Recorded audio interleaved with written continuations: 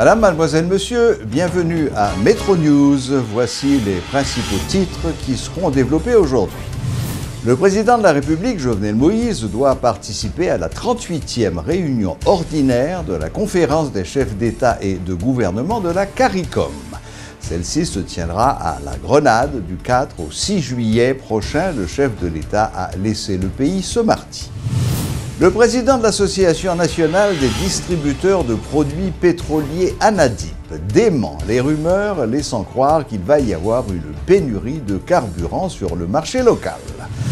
Participation lundi du Premier ministre Jaggi Lafontan à la fête de l'indépendance des États-Unis à la résidence de l'ambassadeur américain. Le chef du gouvernement en a profité pour inviter les hommes d'affaires américains à venir investir en Haïti. Metro News vous est apporté par HeyTrack. HeyTrack vous invite à gagner des cadeaux avec l'huile moteur mobile Delvac. Grattez l'étiquette jaune, découvrez votre code, envoyez-le au 8110, réclamez votre prime au bureau mobile. L'huile mobile Delvac est représentée en Haïti par HeyTrack.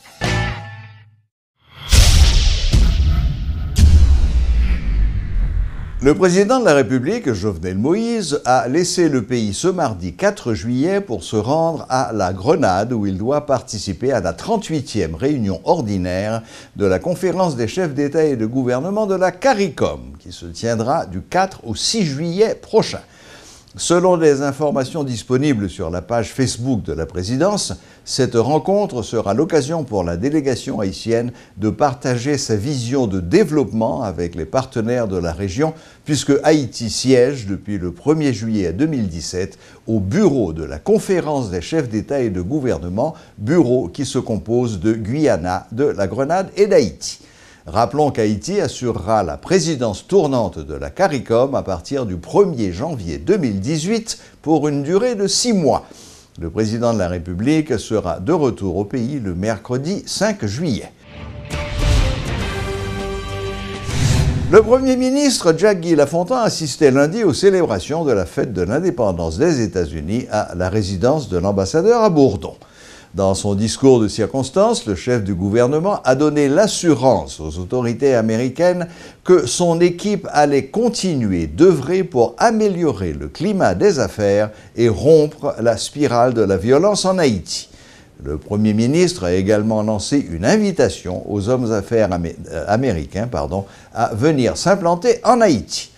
Je voudrais profiter de cette occasion pour réitérer la volonté manifeste du gouvernement haïtien de continuer à travailler en étroite collaboration avec les États-Unis d'Amérique au fin d'assurer la consolidation d'un État de droit construit sur la croissance économique et la stabilité sociale.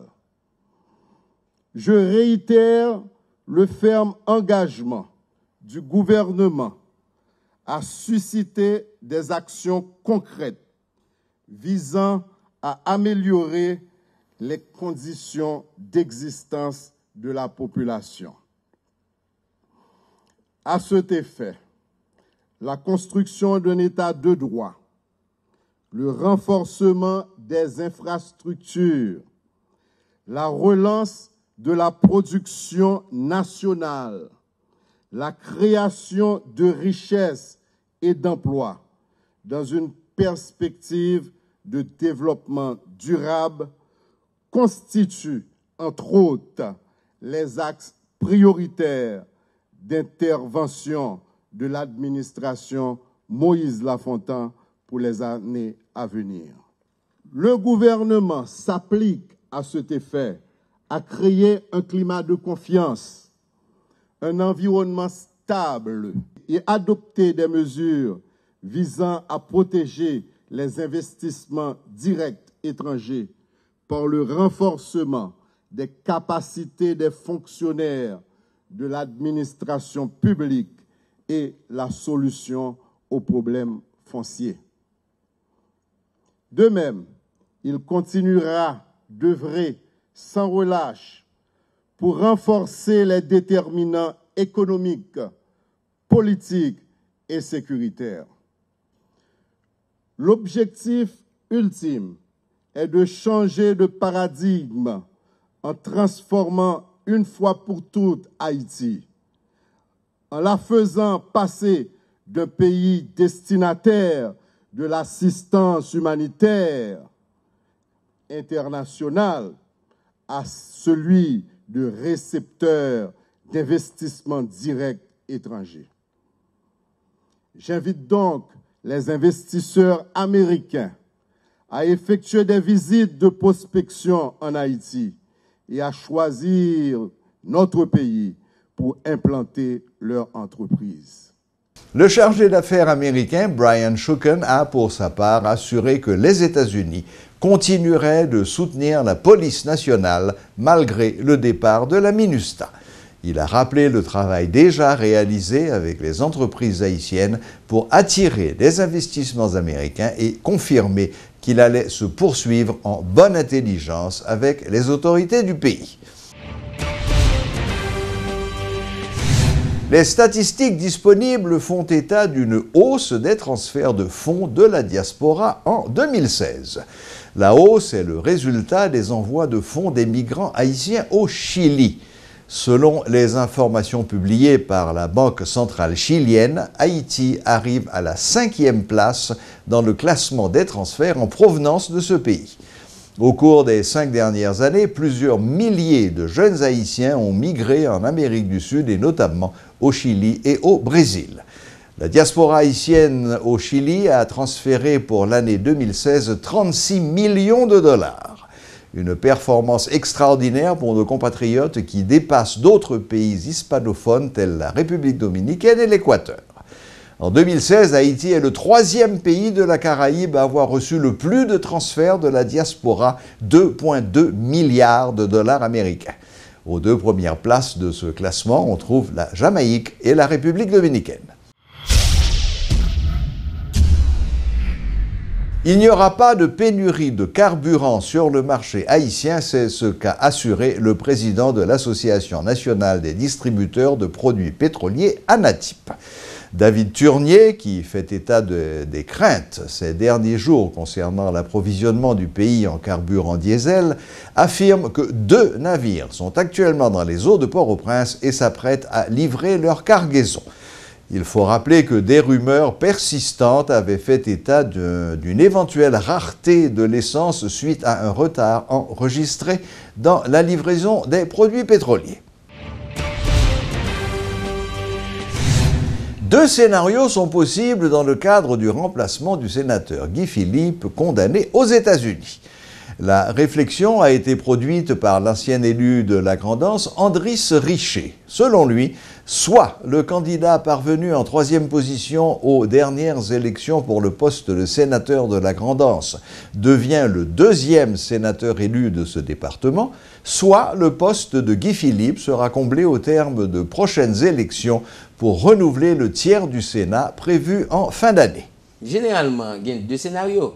Une, c'est les gens qui sont venus après, c'est-à-dire Michel Clérier, ou bien ils fait élection. Donc, pour faire élection, c'est là pour aller en remplaçant, c'est pas c'est à Michel Clérier. Parce que c'est lui qui est venu après et Sorel Jacinthe. OK. Et puis, donc, Sorel Jacinthe a monté dans la place Guy Philippe là, et puis Michel Clérier a monté dans la place Sorel. Est-ce que vous comprenez? Maintenant, si vous prenez option de refaire élection, pour faire élection, bon, là, très difficile, parce que le Sénat se renouvelle tous les 2 ans. Vous comprenez? Donc, à ce moment-là, élection qui menait Sorel Jacinthe comme sénateur, il y a presque 2 ans là. Donc, ça veut dire que si vous avez remplacé un sénateur Grand'Anse, il faut que normalement, tu as fait ensemble avec le tiers Sénat. Parce que tiers Sénat, normalement, tu as supposé qu'il y ait une élection dans le mois d'octobre pour renouveler le tiers Sénat. Vous comprenez? Donc à ce moment-là, c'est soit autant, et puis on fait tous les députés, Grand'Anse après il y a 2 sénateurs, et puis, ou bien, il y a râlé Michel Clérier, qui t'a vu un sénateur. En place Guy Philippe. Non, place, non, il n'est pas dans place Guy Philippe, il est dans place Sorel Jacinthe. OK. On se le rappelle, le président de la République, Jovenel Moïse, a annoncé à plusieurs reprises que le courant électrique sera disponible sur le réseau de l'électricité d'État d'Haïti, EDH, 24 heures sur 24, et ceci dans 24 mois. La plupart des résidents de la capitale interrogés par Radio-Télé Métropole ce mardi accueillent favorablement la promesse du président de la République. Cependant, certains d'entre eux se montrent très sceptiques en ce qui a trait à la matérialisation d'un tel projet. Longtemps, te gen yon activité courant, même les après le prendre, yo qu'on averti telle zone pas gen courant. Qu'on y a ces gado prendre, télévision boule, radio boule, tout bagay boule, ça veut dire là son business nèg yo a fait, yo pas aucun respect pour personne. C'est dans ce contexte de frustration et de malaise généralisé en ce qui concerne la distribution du courant électrique que le président Jovenel Moïse a promis de travailler afin que dans les 2 prochaines années, le pays soit alimenté en courant électrique 24 sur 24. Ce mardi, des citoyens de la capitale se sont prononcés sur la question. Partant du principe que les promesses politiques n'engagent que ceux qui y croient, cette catégorie d'Haïtiens a accueilli la promesse du chef de l'État avec une certaine prudence. Le président a annoncé par le courant 24 sur 24. Comment accueillir une nouvelle? Les marins, mon cher. Parce que pour ta bombe ananas, pour 6 ans, ananas, c'est ananas, 6 ans, c'est 6 ans. Le président va faire la Mawel. Afin de parvenir à électrifier le pays 24 heures sur 24 en 24 mois, Jovenel Moïse a fait part de son intention de réaliser un véritable réseau électrique interconnectant les 16 grandes villes et les 10 départements du pays. Ce qui n'empêche pas un autre groupe d'interrogés de ne pas apporter plus de crédit à la promesse du premier citoyen de la nation. Le président, c'est le premier citoyen de la nation. Il faut que tu apprennes au mot. Mais pour prendre au mot, il faut qu'il y ait une action qui est palpable, qui ait une planification qui est faite à travers EDH. Nouvelle ça pas fait ni chaud ni froid forcer ça pour dire pour faire 5 ans. Qui base ou est posé pour ça fait? Nèg la pas mettre rien de la braille bon courant, chita attendre. Mais qu'ils soient sceptiques ou ne croient tout simplement pas à un tel projet, l'ensemble des citoyens interrogés à Port-au-Prince sur la promesse du président Moïse se disent néanmoins prêts à payer le prix au cas où l'EDH parviendrait à fournir convenablement du courant électrique. Dans tous les pays du monde, il faut que les contribuables la payer pour gagner courant 24 sur 24. Depuis qu'il n'y a pas trop cher, comme si je suis dans la Cité Soleil, ou bien je suis Belé.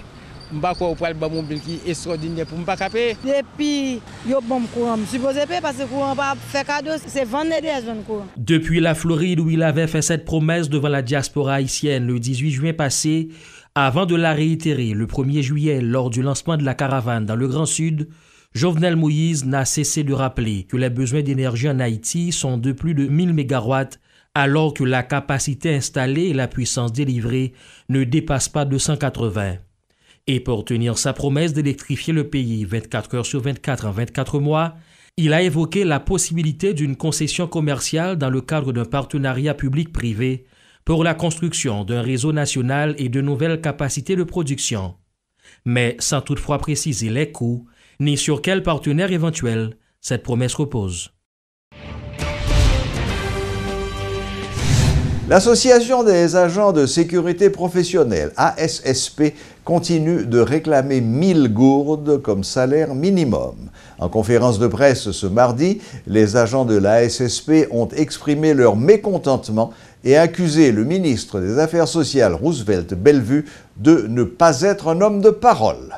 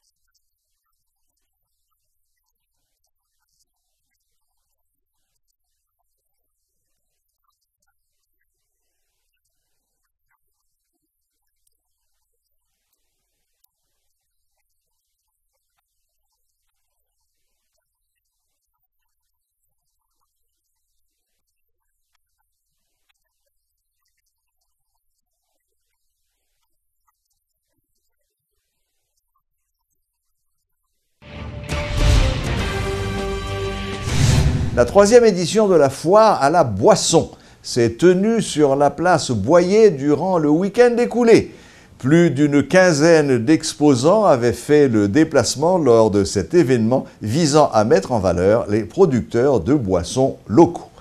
Depuis quelque temps, de nouvelles boissons sont arrivées sur le marché local, l'occasion pour Télémétropole de vous les faire découvrir. Suivez ce reportage de Jérémy Tillon et Guitry Choisy. Place Saint-Pierre, 2 heures de l'après-midi, une douzaine d'exposants attendent un public qui se fait encore désirer. Voici pour le décor. La foire de la boisson en est à sa 3e édition, mais cet événement a une particularité cette année. Les petites et moyennes entreprises sont largement représentées, contrairement à ce que l'on aurait pu croire.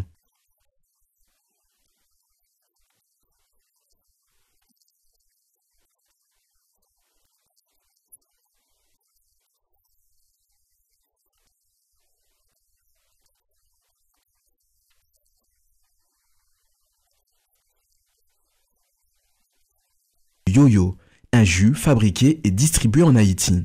Petit à petit, la marque se fait un nom et commence à concurrencer les numéros 1 du secteur.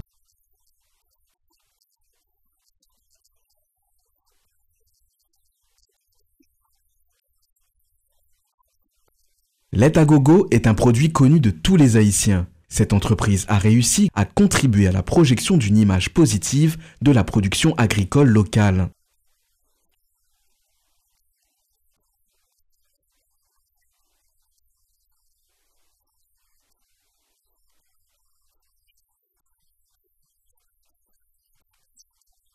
Et enfin le petit nouveau, Spirit Energy Drink, une boisson énergisante fabriquée aux États-Unis. Energy Spirit Drink ne contient pas de taurine. Et là, ça devient beaucoup plus intéressant quand on parle santé.